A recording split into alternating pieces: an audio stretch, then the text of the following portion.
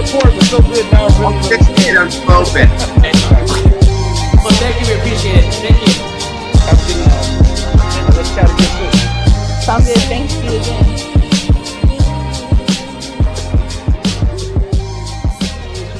On my end. So, yeah, super excited. Been trying to have this one for a while. So I'm here with Westview coach Bob McHeffey. It's an interview. Like I said, I've been trying to get for a while. I'm excited about this one because we've never really talked like this. So this will be the first time I've done this. Right. I'm gonna learn as much as whoever watches this podcast. So I'm excited. I've heard, other than the conversations that we've had in, different gyms, everybody I've ever interviewed always speaks extremely highly about you. So, looking forward to this. So, again, Coach Bob McHeffey, Westview coach. So I like to start all of these just by kind of getting a sense to where, if you could point back to a time where you maybe thought your basketball journey started, whether as a player or maybe you were the rare person who started coaching first, but kind of that first moment when, you kind of decided that this was something you really enjoyed and maybe wanted to do for a while. I was never a very good basketball player, actually. I mean, I was okay, but I wasn't a great basketball player. Actually, I was one of those kids that played every sport growing up. There were 3 seasons. It was, football, basketball, baseball. That's how my life went. And then I got into high school, and after my freshman year of high school, I realized, okay, I was smart enough to realize, okay, I'm not getting a scholarship in anything. So basketball was probably my least successful sport, but I realized, okay, baseball practices, football practices are boring. At least basketball practices are fun. So I'm gonna just keep playing basketball. And I quit the other 2 and played basketball. And like I said, I was never a great basketball player, but I was smart, I'm point guard. I was a smart kid. And then in terms of coaching, when I first started teaching, somebody asked me to be a JV volleyball coach. I was like, okay, I'd never really played volleyball. And the guy said, hey, it doesn't matter. If you're a good teacher, you could coach anything. It's like, oh, okay. And I was not a very good volleyball coach, but kids had a good time. And then I was at Poway High because I just moved back down to Poway, and I went to Poway High, and I was coming back teaching in my old school and teaching freshman English. And these 2 girls in my class said, hey, coach. No, sorry, they didn't see it, coach. I wasn't coach yet. Said, hey, our JV girls basketball coach just quit. You want to do it? I was like, sure. I love basketball. So talked to Truesdale at Poway, who was there then. And we're talking, this was 1990. So this was 30 years ago. Truesdale was a coach, and I started being Truesdale's coach. And it helped that I had success right away. And it had nothing to do with me. Poway's JV girls basketball team was always great. And so, my first year we went 21-0 and nobody got close to us. And it's like, I am the most awesome coach in the world. And so I just kept going. And that was kind of it. When it felt right. And I had good mentors as my high school basketball coach, Doug Welch, was a great mentor. Truesdale was obviously a great mentor. So it not that it was easy, but I had lots of things drawn and I was successful. So that was great. So that was kind of the start of it all. When you started coaching at Poway, did you think it was going to be something, longer term or just kind of in the moment, or was there like a moment where you kind of like, this is what I want to do? I mean, I was in my early 20s. So after the first year, I was like, okay, I can do it again. And I just kept doing it again and again and again. And after, I think, what was I? I was this JV coach for 8 years. And, I'm a fairly reflective person. So I'm always like, okay, is this what I should be doing? Not. And after 8 years as a JV coach, I realized, okay, I think I'm a better teacher than I am a coach. So let's devote a little bit more time to teaching. So I gave up being the JV coach, and I was just Truesdale's assistant for a couple of years. So, there were some hiccups in there. And then when Westview opened, I was on the research and development team at Westview, which meant I took a year off from teaching just to plan Westview. And I decided, I'm going to be the coach there. So I told the principal, basically, I interviewed for the job by saying this: Jerry Leninger, I would like to be your girls basketball coach. And he said, okay. And so we just went from there. But I coached at Westview for, it was like 10 years. And then I quit, I retired, because I realized, okay, this isn't as productive in my life as it should be. So I retired for a couple of years, came back, and now I'm going again. So there's been some start and stop. So it's not like this is the be all and end all of what I wanted to do in my life, but when it's positive in my life, it's a great positive. So 8 years as a JV coach, I mean, that's not, something that you see. A lot of times, guys are another opportunity will come or they won't like it. So over those 8 years, were there other opportunities that may have come across, or was it just this is never even looked for them? Yeah, okay. Yeah, and never looked for any other opportunity. Didn't want to do anything else. In fact, I really loved being a JV coach. I loved it. You get to coach, and there's no program headaches. Oh my gosh, that was fun. And I get to sit on True's bench when he was the varsity coach, and I got to whisper in his ear, but I had no responsibility for the decisions that were made. That was heaven for me. So no, I never wanted to coach boys. I never wanted to go to a different school or to a different level even. It's just been this. So how long after you started, like how far into the 8 years as a JV coach were you sitting on the bench? Was that right away? Well, right away, yeah. That's just how True's does it. And I felt valued immediately. I don't know if I had a whole lot to add the first couple of years, but by a couple of years in, I knew we ran the exact same stuff. He tutored me on stuff. So, and again, I'm even now probably one of my strengths would be I see what's going on the court. I'm not great at teaching skills, but I see what's going on the court, so I could give him actually good feedback on things that are happening or things that are about to happen or player personnel stuff that I saw. So and he listened, which I know as a varsity coach, my assistants, I don't listen a whole lot, just because I'm so much this way. So I felt really lucky that he was kind of mentoring me that way.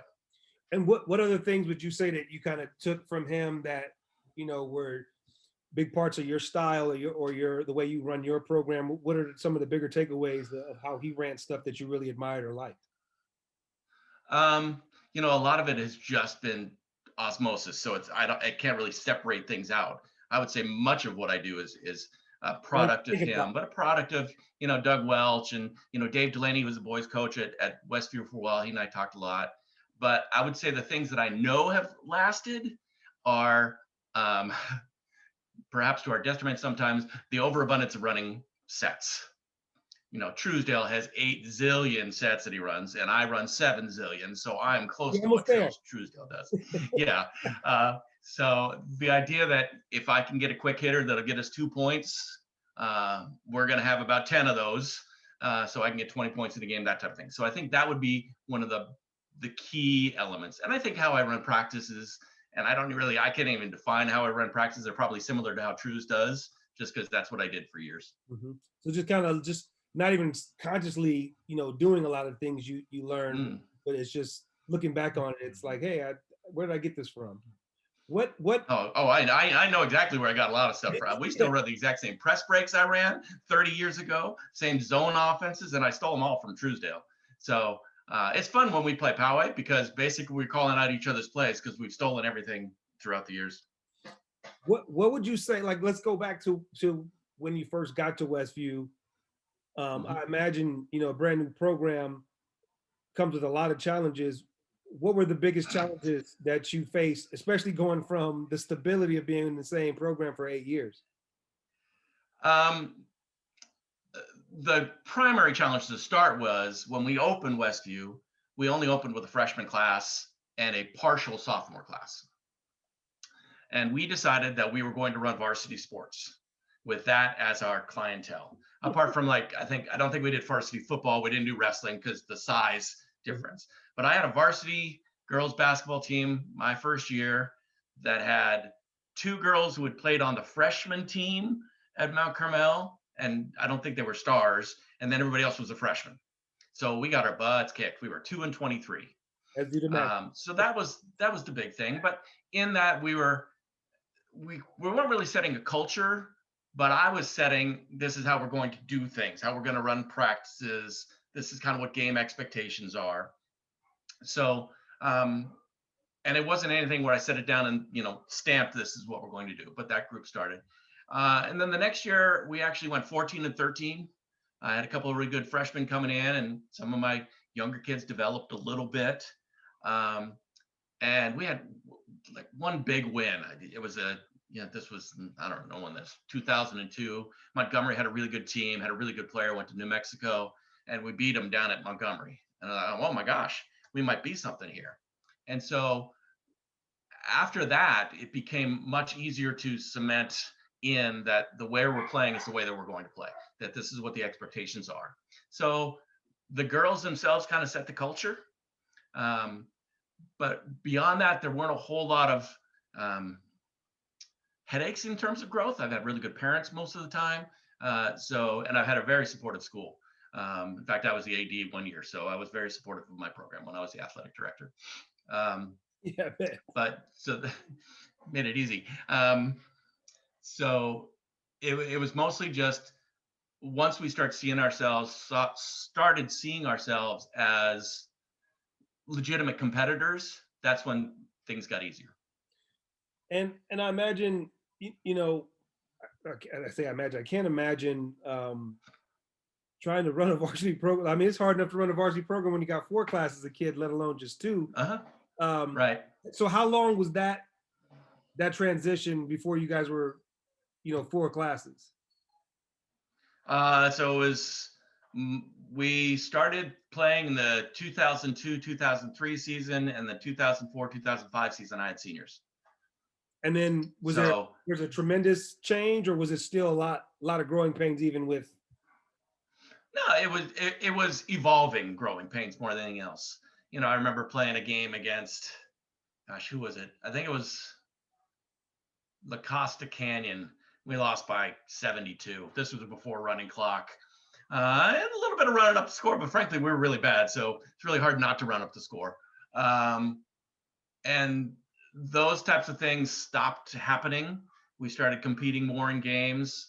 And like I said, after we had a winning season, and then the next year after that, when I guess my oldest kids were juniors. No, that was when my oldest kids were seniors. The first year of senior class, we made CIF for the first time, and made the playoffs. And once that happened, the girls thought, oh yeah, we're players. And then as everybody else was coming in, the new players, there were girls there to kind of teach them how things went. So I had to do less of setting modes of behavior. So that actually, brings up a good point, because you're probably the first coach that I've interviewed, especially for this format, that as far as I know is not super hands-on in the club world. So. Oh yeah, no. My question is it's obvious. I mean, in this day and age, to have a successful program, it's vital that either you're coaching it or your kids are playing it. So, as someone who doesn't coach it, I'm kind of interested in kind of how you view it. What your role is in your kids playing it. Just kind of getting your perspective on club ball as it relates to your program as somebody who doesn't necessarily coach it. I come from very old stock in this, in the in the 90s when club was really first starting, and it was very intrusive on the high school teams, and high school teams did not really like club teams, and there was a huge separation. One of those things where in the summer, oh no, you don't get to play with a club basketball team. You were playing with my team in the summer. That's how it was kind of a Poway in the 90s. And I came to Westview, and at some points we had like neighborhood clubs that were not high level, but it was just getting middle school, because they took away middle school sports programs. So it had to have some place for the kids to play. So we had kind of lower level clubs where they'd be competing in local leagues, no travel. And so that helped keep kids going for a while. But as things have started ticking up in the club world, where now kids are playing fairly high level, if they're serious players, at 5th and 6th grades for girls, the need for my club program, my low level club, didn't really exist. It was filling out rosters pretty well, but not something where it was really going to turn kids into the players that would compete, right now you're looking for a freshman, hopefully to be able to impact a varsity team. Those are the players you're looking for. Not all that's going to be in your program, but those are the ones you want. So I've kind of changed definitely from the 90s on how club is. I encourage my kids to play club, actually. I want them going out. I want them to not hear my voice. They need to hear other people. And sometimes that's parents too, but I need them to hear other people helping them become basketball players. And like I said, I'm not very good at skills. And I'm hoping that if they go somewhere, they're going to get some really good skills work, or they're going to learn to work on their skills on their own. And so, a lot of my kids play Seoul because it's close to where we are. And then there are lots of other ones around that, kids have come in and out of over the years. And I try to go watch them play when they're playing for the club teams. I like to see them, when I don't have to be coaching them. But I'm to the point now where if it's a summer commitment, hey, you want to go play club instead of high school ball, go play club. I'm totally fine with that. And I think, it's a good point, but I want to go back to something that you said, and it relates to my childhood as well. And it's something that I'm a club coach, so I understand that it becomes a problem. But you talked about when we were young, it was baseball season, basketball season, football season. So, yeah. I'd like your kind of your position on that. I know I have kids. Well, everyone does. You have kids that play softball. You have kids that play volleyball before basketball season. And I know for me, I think it's still very important. One, because high school is supposed to be fun. It shouldn't all be school and work, with basketball being the work.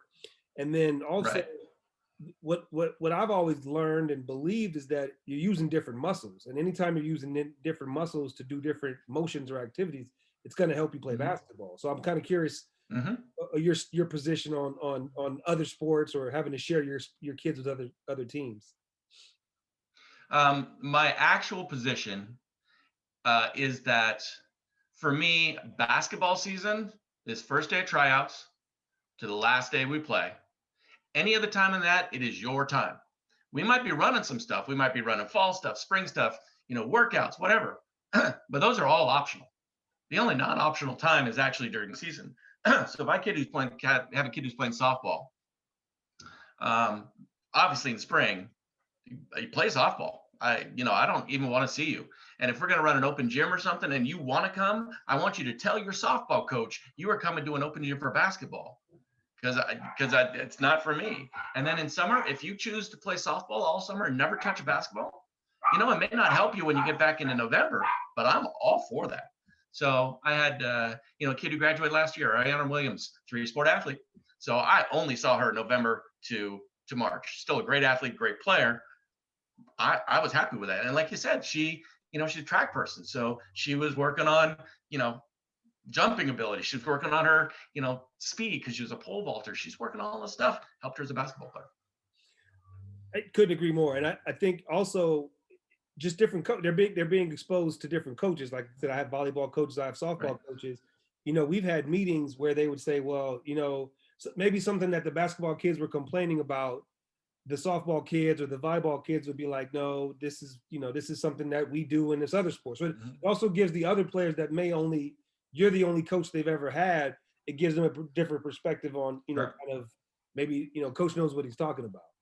Yeah, my only problem, and it's my problem, is specifically volleyball. If my basketball players play volleyball, I hate losing them to volleyball. And part of it, and I hope no volleyball coaches watch this podcast, is because volleyball practices are dang easy. You don't have to run. And I don't want to lose I lost a kid who, I don't know how good a basketball player she would have been, but she would have helped. She could touch the rim. I was really happy with that. I don't care what skills you are. And she decided she was going to play volleyball. Okay, that's fine. Yeah, always competing with the volleyball coaches. It's always tough. Oh, when I started, I was actually competing with soccer coaches more than anything else, because I lost I lost my first 3 point guards that I thought were going to be in my program. This was early 2000s, to soccer.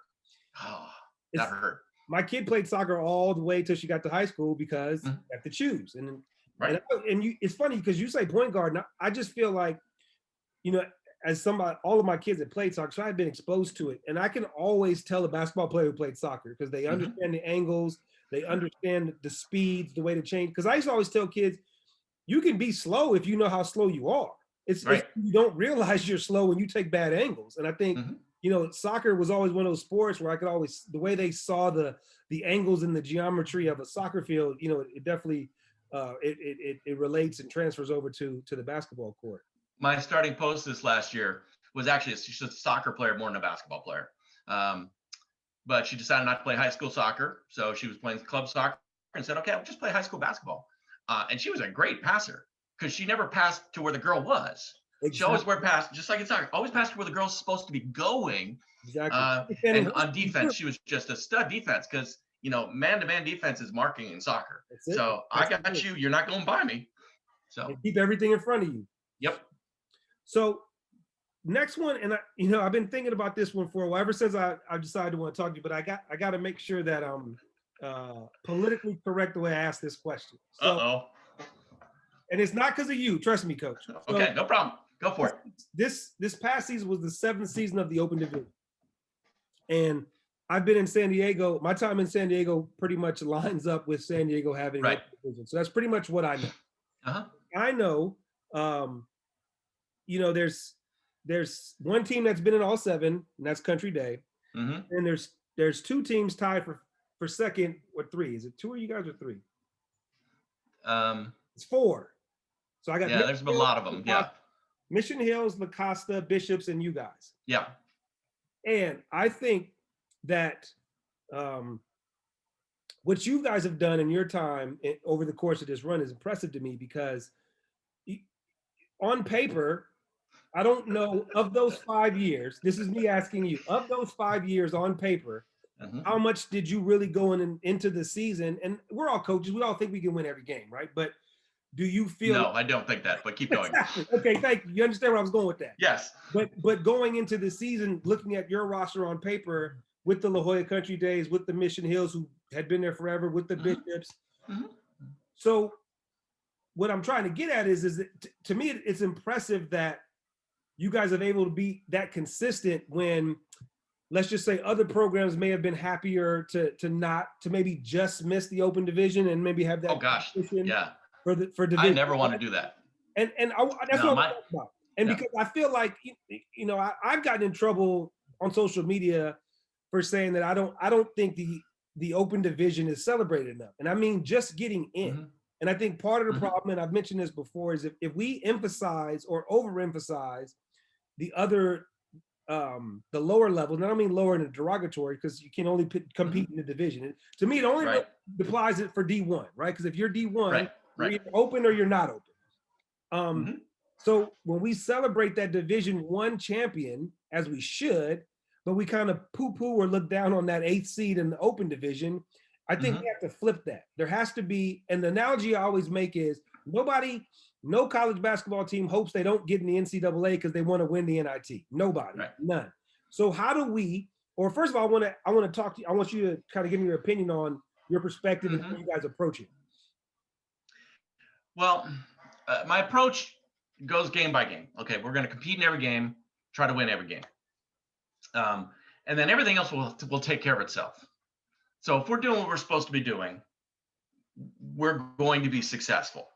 Now, whatever that means at the end, it's not up to me. In the olden days when we used to argue about I should be in this seed and we should be in that seed, and I love those things, there was something I could control. So I really can't control the Open apart from scheduling early or, I don't know of any coach who would, throw a game, but there's nothing else I can really do to control that. But my goal actually, and I tell this to kids, and some of my kids who were 4-year varsity players took pride in this. I always want to make state playoffs. So that's the goal, to make the state. The only way to guarantee that is you get into Open. We've never been in a situation. Last year we were the 2nd seed in the Open, and that was wonderful. And our record showed we could be there, but I knew that we were not the 2nd best team in the county.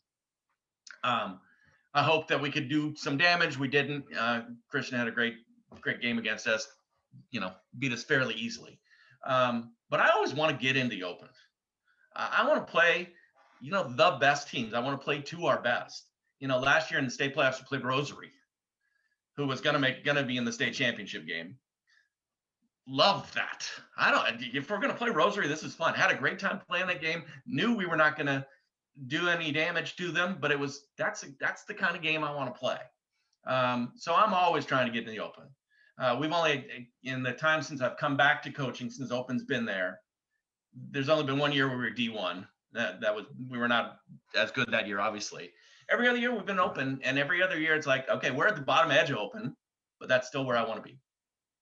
And do you, like, kind of my point is that, do you think that, am I off base when I say that we kind of over celebrate those teams that don't make it? Like I said, it's hard to say that a team, if you're one of those 8 that doesn't get in, I think everybody in that 16 has to be judged differently, right? So, like, again, that's why I look at a team like you, where maybe if we did if we ranked the 16 Open Division teams going into the season, where would you rank? Okay, I'd say Westview's 10, 11, 12, right? So my thing is, I'm with you. Those teams that are ranked 7, 8, 9, who consistently don't get in or are always tinkering, and it's like those are the ones where we just got to find a way to de-incentivize the D1 championship if that's not meeting your expectations. Now, again, for some of those teams that may exceed their, I'd say Sarah didn't plan on being the Division 1 champions last year, right? But you and I both know there's been some teams that should have been in the Open that were, toiling around in that Division 1 area. So do you think it's something that's doable in terms of, again, one of the things that I suggested was banners for Open Division appearances, but then people, the La Jolla Country Day crowd says we don't want participation trophies. Well, yeah, that's because you've been in every year. But for somebody that that may be a goal to hang that banner that says we made the Open Division. There's a lot of schools that haven't made the Open Division. You could look at it like the college football playoff. It's the same teams every year. It's the same teams every year. So it's not easy to do. You know what I'm saying? Right. And if you're a team like, I'll use college football. Yeah. If you're a team like Oregon, it's been really good. And they may have been up for the college football playoff at some point, but I don't really remember. But Oregon's been very good. West Coast team, probably never going to win the national championship anymore with the division playoff. It's going to be the Alabamas, the Clemsons, the LSUs. But it doesn't hurt that you get into the playoffs. It's still a wonderful thing to do. I don't know if we oversell D1 championships or anything. I'm okay with people who win D1, get banners and those type of things. Totally agree. And I think one of the things that's actually helped us getting into the Open every year is we played in a very good league. And my cross league games are very tough.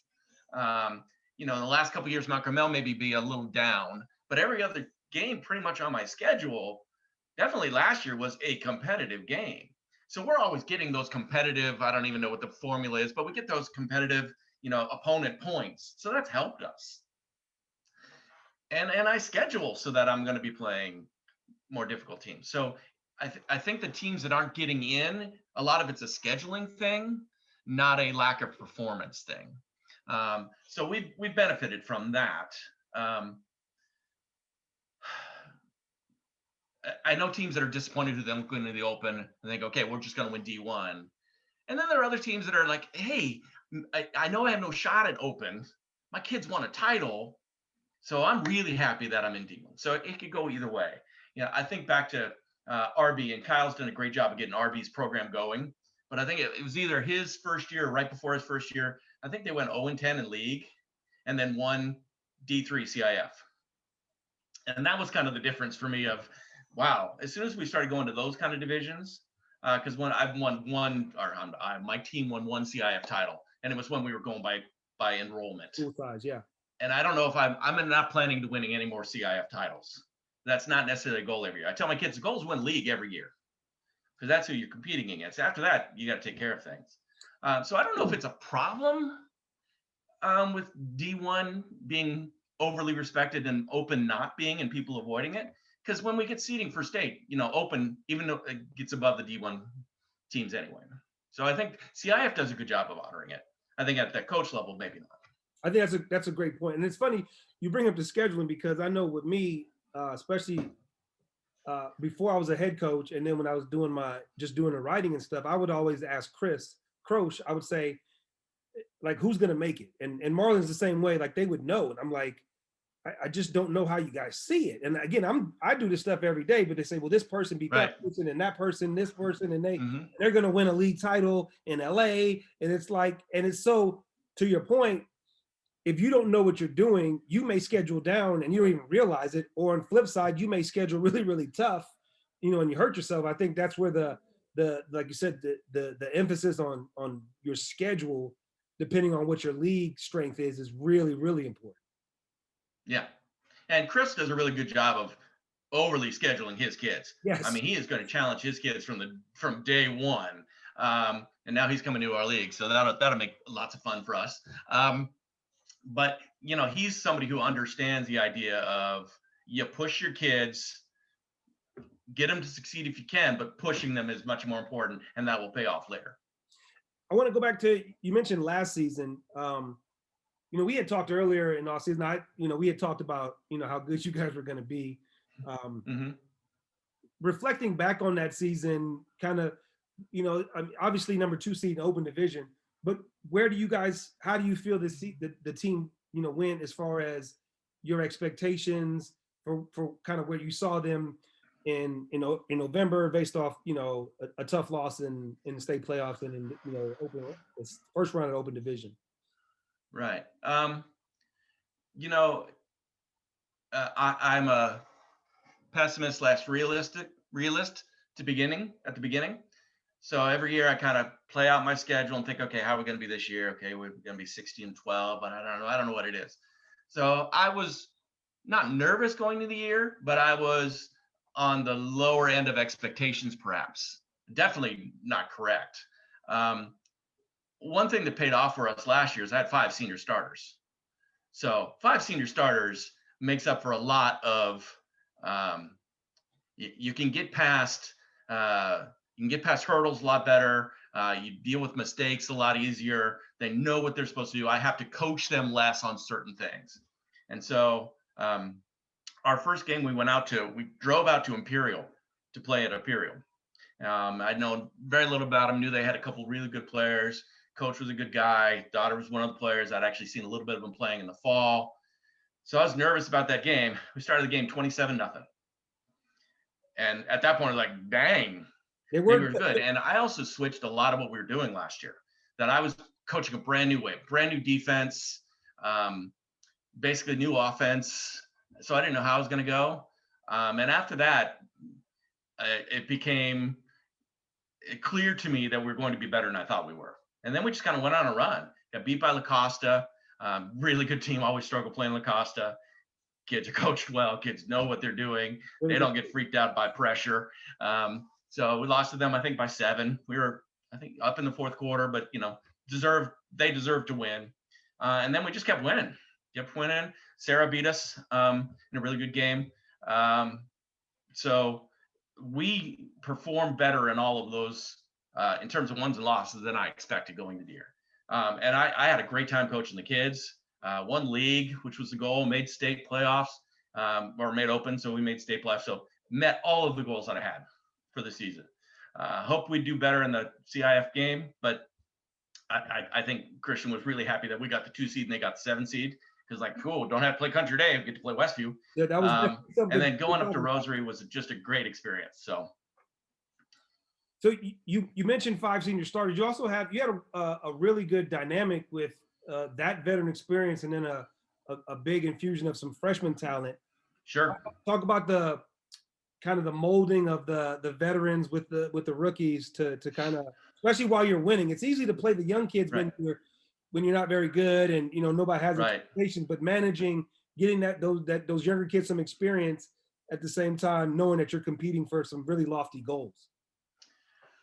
One of the reasons I switched how we were playing going into last year was laying out my roster. I knew, oh my gosh, I've got way too many guards. I had 10 guards who I liked. Not a bad problem to have. I'm okay. I had 10 guards who I liked. It's like, okay, how am I getting? Because I really do like to play kids as much as I can, but I also want to play the best kids for that time. So there've been years where, when I had Melissa playing my point guard, she never came out of the game. I don't care if there's another kid who really wants to play. She's going to be best for us. but I do like to get kids at least sometime every half. I carried 14 this last year, and that's really hard to do. So I figured, okay, I'm going to run a defense where my kids will get tired. So I got to bring in new kids to play for them at least 2-3 minutes at a time. And at some level, we did that. So I would have, at one level, I would have loved to get the freshmen more time. They're good players. They were committed, no complaints, just wanted to play. And I, feel bad when you get 2-3 minutes and a half. But my seniors knew what they were doing. In practices, everybody competed hard against each other. It's not like we ever had well, a couple times we do, upperclassmen or lower, underclassmen for something. But there was no division between the two groups in practices. So in terms of that, it was great.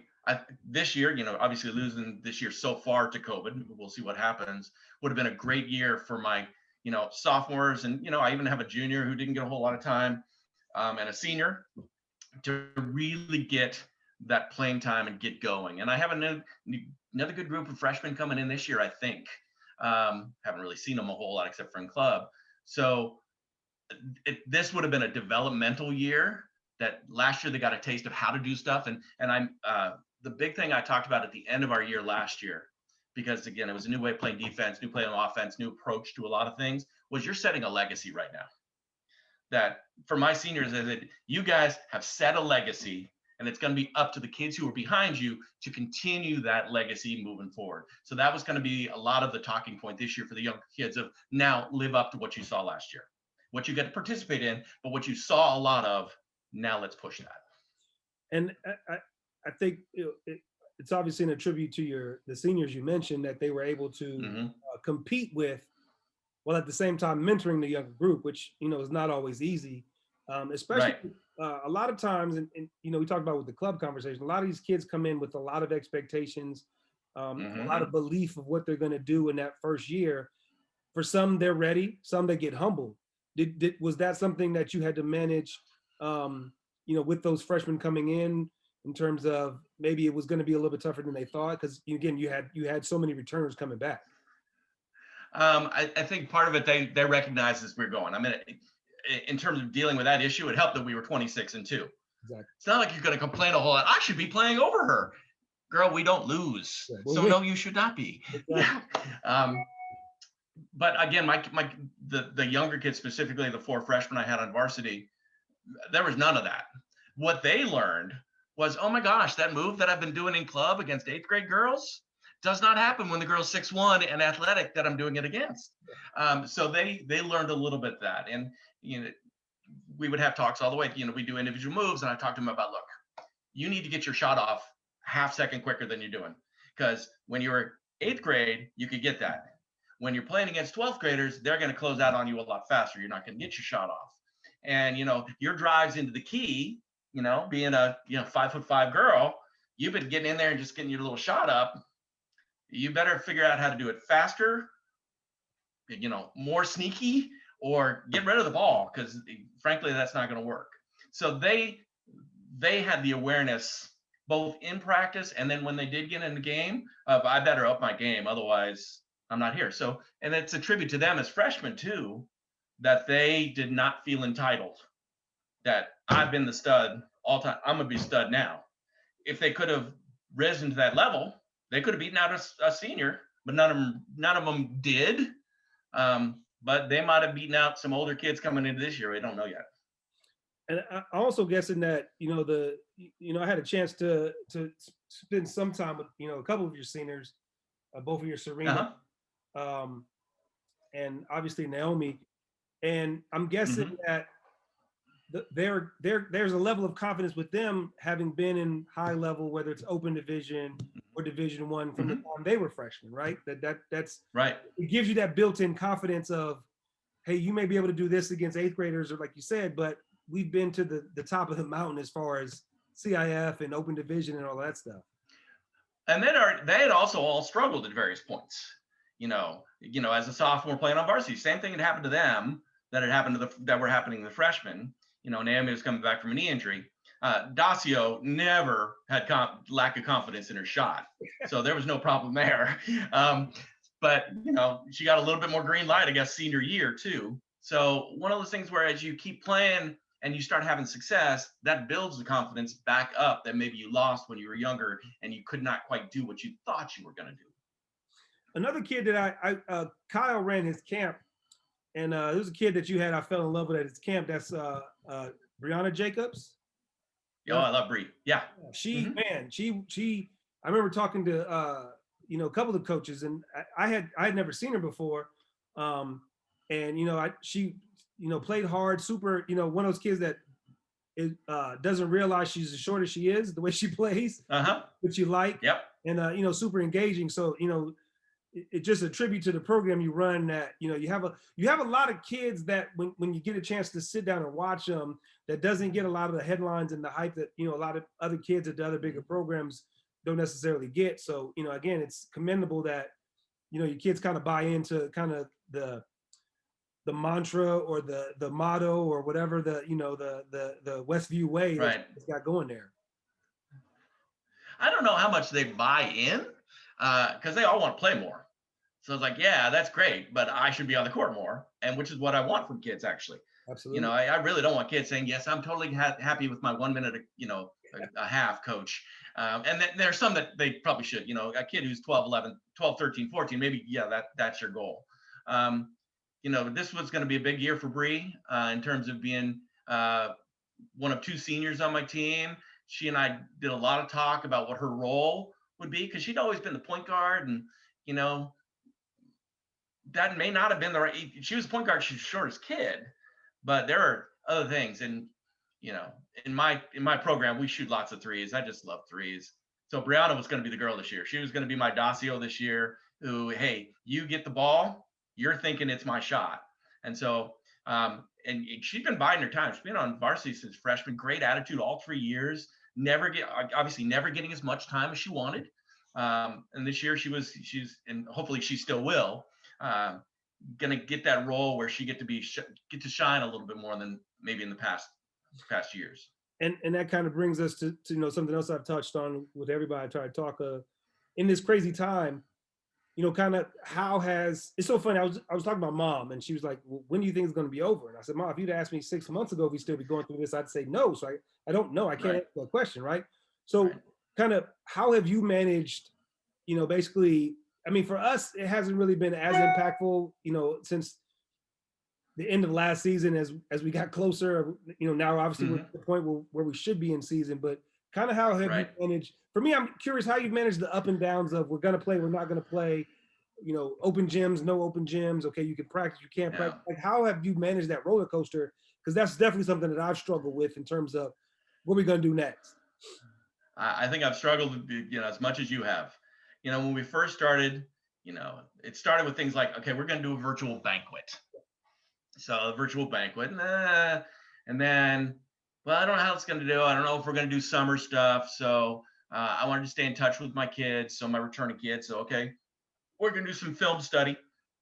So I had kids break down 4 of our games, each one of them individually break down 4 of our games, report out. We talked about it in the Zoom session a couple of times, and that was good. And so summer ended, still not there. And I know some of my kids were kind of playing club here and there. And then it opened a little bit in the fall. So we had a couple of workouts. We could do workouts in the gym with, taking your temperature before you come in. We couldn't share a basketball. So there was no passing. There was no defense. We do a little bit of moves. You can shoot. I'll do some ball handling with you. And so that was actually good. I mean, I miss basketball so much. I've rewatched every one of my games last year 3 or 4 times already. So that was great. And then we hit about November, Thanksgiving. It's like, okay, let's back it off a little bit when things started getting worse. And now that where we are, it's like, I just sent out an email to all my kids saying, hey, happy holidays. Hope to see you at some point, because I can't even see them at school. So they're kind of out in the ether somewhere, like most other people are. So it's been very difficult. And this was going to be a really big developmental year for us. Younger team, 2 seniors, 1 junior maybe, and everybody else freshmen and sophomores. So this is going to be a year we were going to do that. So it's really been hard, hoping that they're working out on their own, but no guarantee that they will be, or even that they should be. I mean, I don't want basketball to be ball in and all their life. So I would love to get out there, but I'm not going to get out there until it's right. So, I know some of my kids are going to Arizona and play some club ball, every couple of weekends, which I think is great. If they family and them think it's safe and it's good for them to do, at least they're getting some competition in. But I think a lot of my kids are, watching videos and dribbling in their garage. I'm getting less and less optimistic as we get closer and closer to March. When you talk about your seniors, what kind of, I know I have a couple that, obviously their junior year, they're looking forward to their senior year. Right. And now a lot of them are struggling with the fear, the worry about, college opportunities. Is that something that, you had to discuss with, Bree or any other seniors where, like, if I don't play, what am I going to do, coach? Bree, I talked to Bree before a little bit, kind of even before this. I want to talk to my juniors about, are you looking for stuff?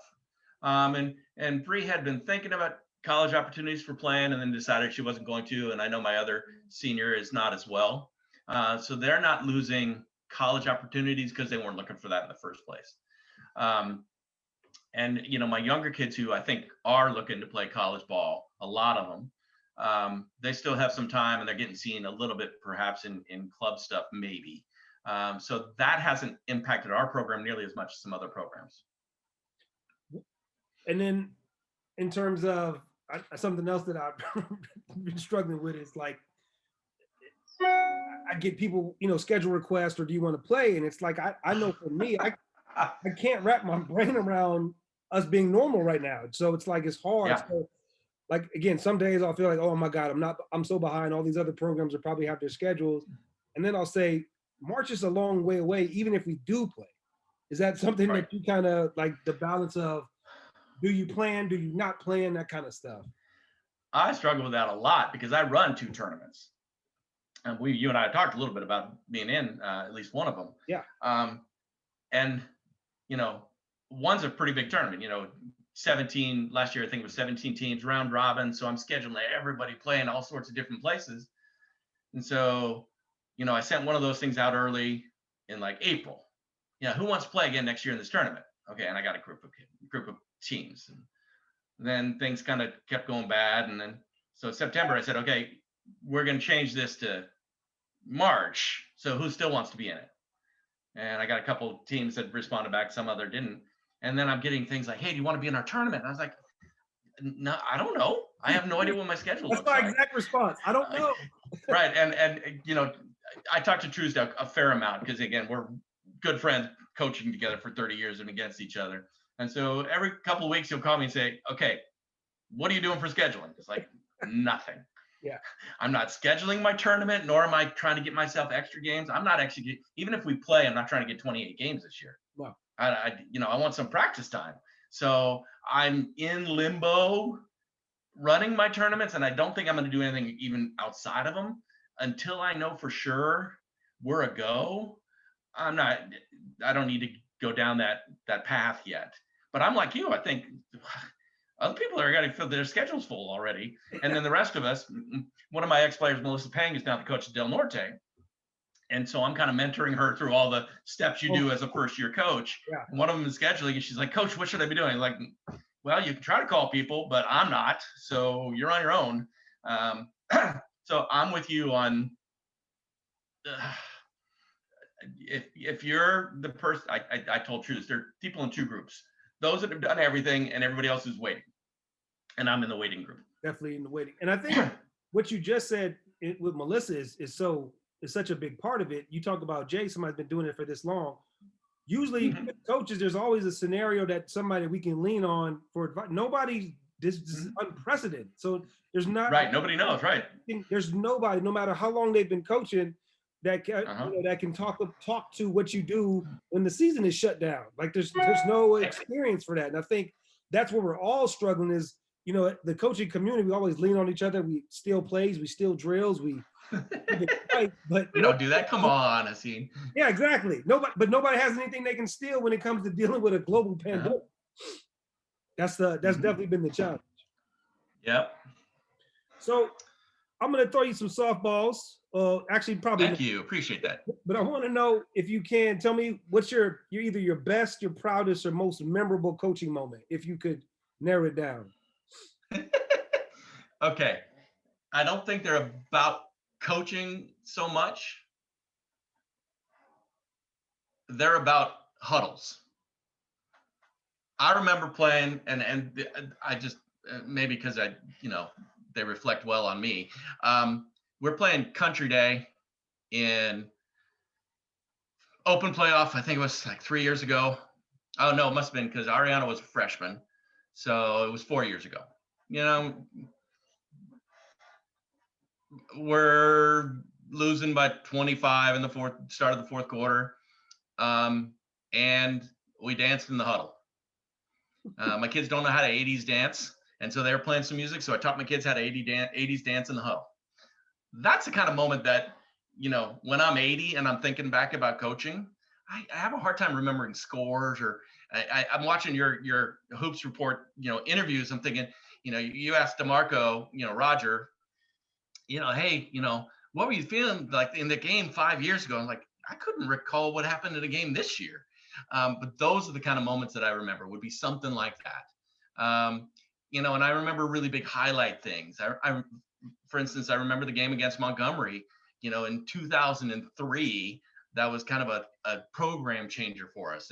And I remember a specific play from that where, my freshman, who was just an athlete, not really a basketball player yet, but just great athlete, stealing the ball. Oh, it was Corbett, stealing the ball from Corbett, who was from Montgomery, in a key moment. It's like, wow, we're players. And that had nothing to do with me as a coach. That just had to be, with how my team was. So it's moments like that I remember. And I remember, the man moments of, wow, I should have called the timeout in that game. That was my fault. We lost the CIF game because I didn't call a timeout in the fourth quarter when I should have called a timeout. Those are the kind of things that stick with me. And that's definitely not a proud moment. But I think dancing in the huddle, that was a proud moment. It's funny because the thing I always try to impress on my kids, I think every kid measures themselves that play this game against the elite. And I try to tell kids, like, the percentage of you that's going to play college basketball at a very high level is small. And I'm not saying that as a dream killer. I'm saying that as somebody as enjoy what we're doing. And for me, what you say, it's the moments in the locker room. It's the moments on the car ride. It's something funny. Like, I know when I used to have so much fun as an assistant because there are moments when you don't have to take the game as serious as everybody else. So sure, I'd be on the end of the bench with, girls that are not going to play, 11, 12 player. And there'll be something funny said, not joking around or playing, but just something, a funny observation. And those are like the funniest things, and the moments that you don't point to, like you said, a score or a game, but that's something that when they're older, they're going to be remembering with their grandkids. And I just think it's important that we let these kids have fun and enjoy all of the moments. And again, I'd probably be criticized for not being as competitive as I should be, but I think that's important that this is supposed to be fun. Oh gosh, yes. Oh yes. And if we're not having fun, we're not doing it right. So you kind of went there a little bit. So we all have that game, that moment, that loss where it always haunts you. What's that game that you just can't let go? It doesn't necessarily have to be a loss, but just that game that it kind of haunts you, that the nightmare that won't end. I'm pretty good at letting go of stuff. I think it would be the CIF game we lost to Mount Carmel, where, I should have called a timeout in the fourth quarter when they went on a run. I waited probably a possession too long, and it was 4-point swing, and I think we lost by 4. So that would be the closest, and I don't even know what year that was. That was like 2008. Okay. Something like that. That's the only. There have been some games where I thought we should win that we didn't. But that was the only really kind of important game. We've had there are quarters that I can't get rid of. RB and I have a weird Ranch Bernard and I and Westby have a weird thing of I think in like 3 straight years we've each had a quarter where we didn't score against the other team. Oh wow. So, and I had one, so that quarter against RB, a game where I thought we should have won, but the final was like 39-36 because we just couldn't score. So those are the kind of things where, and that's one thing where I think, okay, I should be able to fix this. I got to call something. I got to do something to get them at least somewhere where they can, get the ball in the basket. It's those kind of things. The rest of them are like injury stuff. Watching Naomi go down against Sarah this year. I was there. That's one of those things like, okay, that I don't want to see. Ariana got a concussion in a game. Like, and thankfully we haven't had any, like, Naomi's was probably the most serious we've had for a while. I had a kid named Abby Cavendish who, early in her senior year, when she was finally going to be, a player, had an injury that kept her out all year. So those are the kind of things where the kids don't get the experience I want them to have. Those are the ones that kind of haunt me a little bit more than anything else. Last couple questions. We'll do these. The last 5 I like to do. Definitely just some fun. So Sure. What is your all-time favorite basketball movie? Basketball movie? Fast Break, which most people don't know. Gabe Kaplan. I think Bernard King's in that movie. Oh, yeah. Really bad movie, but it was a great basketball movie. Favorite all-time basketball coach? Any level. Doug Welch, who was my high school basketball coach. And why? I model a lot of what I do in terms of my intensity, which may be too far for some of my kids. But the fact of you take basketball during practice seriously, you work. I think he had a kind of huge influence on me that way. Yeah. And after that, I love watching Popovich's interviews, but that has a totally different thing than his basketball. But for the comedic value, of course, right? Yes. Yes. All-time favorite player. Men's side Havlicek, women's side Sue Bird. Nice. I'm a big Sue Bird fan myself. Yeah. You can go on a dream vacation. Where would it be to? Right now I'm looking at Iceland. I want to go to Iceland, see what it's like. Why? Well, my wife and I take trips with students over spring break, which is the only break we generally used to get. Yeah. And so we've done a lot of places in the last 10 years, but Iceland's a place we've never been to. And I'm told it's beautiful. Told people there are really nice. And it's a place I've never conceived of what it would be like. So that's kind of why I want to go there. Awesome. And then last one is favorite meal. Any meal you could have, your go-to meal. You're picking, what is it? Oh, I like me a good steak salad. Give me good steak, put it on a salad, give me a little blue cheese on top of it, some really good bread next to it that I shouldn't be eating because it puts weight on my body. But I think that would be the thing that I would really like. When they come by and ask you, do you want more bread? And your mind is saying no, but your mouth says yeah. Right? I've been there. No, they don't even come by and say, do you? I'm holding the thing up in the air right here. My basket is empty. Hey, Coach, this has been great. Everything I expected it to be. Like I said, everybody I've ever talked to, they always speak really highly. A lot of people say, hey, you gotta talk to Bob. You gotta talk to Bob. And, again, I've been, like I said, my time in San Diego lines up exactly with the open division, and you guys have been a model of success the entire time.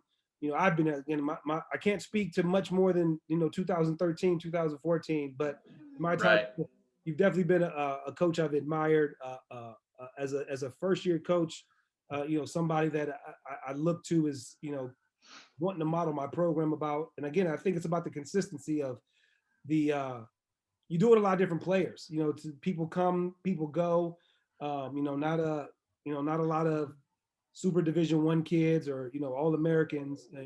So your ability to be consistent with roster turnover is again, like, not always getting the top level club kids. It's just something that I admire, and I know a lot of people do, and you should be proud of that success.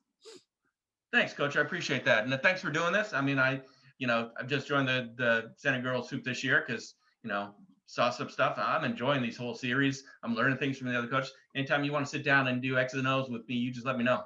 I'll let you steal anything you want, man. Anything you want. Listen, when you said Coach Truesdale had 80 million and you had 70, I want to add to my 5. So I'm definitely gonna take you up on that offer. and add to my You got it, man. my 5 quick hitter toolbox I got. I got him. All right, Coach. You have a great evening. Thanks again for your time. I really appreciate it. Thanks, man.